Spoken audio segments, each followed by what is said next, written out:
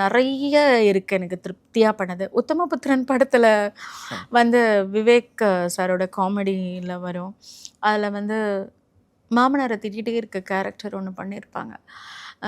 முட்டாக்கோண்டா முட்டாக்கோண்டா திட்டிட்டு மாமா உங்களுக்கு காஃபி பாரதமோட வேணுமா? அம்மா. ஆமா. அந்த பரத்தோட ஆமா அம்மா கரெக்ட். கேரக்டர். அவன் பெரிய இது எடுத்துட்டு போவான். லஞ்ச் எடுத்துட்டு போவான். அவன் வந்து திட்டிட்டு போய் ஏண்டா உன் பொண்டாட்டிக்கு முன்னாடி தான் திட்டுறாளா இல்லை சாக்கில் என்ன திட்டுறாளான்னு மாமனார் கேரக்டருக்கு மாமா எப்படி ஒரு மாதிரி பண்ணுவாங்க. அவங்க கண்ணை சிமிட்டிகிட்டே பண்ணுவாங்க. உங்களுக்கு காஃபி வேணுமா டீ வேணுமா எந்த பாலில் வேணும் அப்படி கேட்பாங்க. அது படம் எனக்கு ரொம்ப சந்தோஷமாக இருந்தது. அவங்களே இன்னொரு படம் பண்ணியிருப்பாங்க.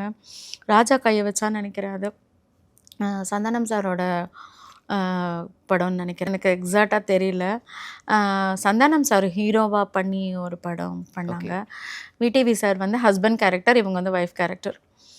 அது வந்து அவங்களுக்கு வந்து பேசும்போது அவங்க எனக்கு இப்படி தான் பண்ணியிருப்பாங்க. கண்ணை மட்டும் சிமிட்டி இருப்பாங்க. இந்த கண்ணு சிமிட்டினதுக்கு ஒரு எஃபெக்ட் கொடுங்கன்னா எப்படி கொடுப்பீங்க நீங்கள்? அது எஸ்எஃப்எக்ஸ்ல எனக்கு ஒன்றுமே புரியல ஃபஸ்ட்டு. ஆனால் ஓகே டேக் அப்படின்ட்டேன். எனக்கு டேக் அப்படின்ட்டு அப்படின்னேன். உடனே பின்னால் இருந்து ஒரே சிரிப்பு சத்தம். அங்கேருந்து கை தட்டுறாங்க. நான் வேற என்ன எல்லாரும் சிரிச்சுட்டு கை தட்டி விசில் அடிச்சுட்டு ஒரு மாதிரி பண்ண ஆரம்பிச்சிட்டாங்க. ரொம்ப நேரம் சைலண்ட்டாக இருந்தது. திரும்பி பார்த்துட்டு என்னாச்சு அப்படின்னு சிரிக்கிறாங்க. இல்லை நாங்கள் சொன்னோம்.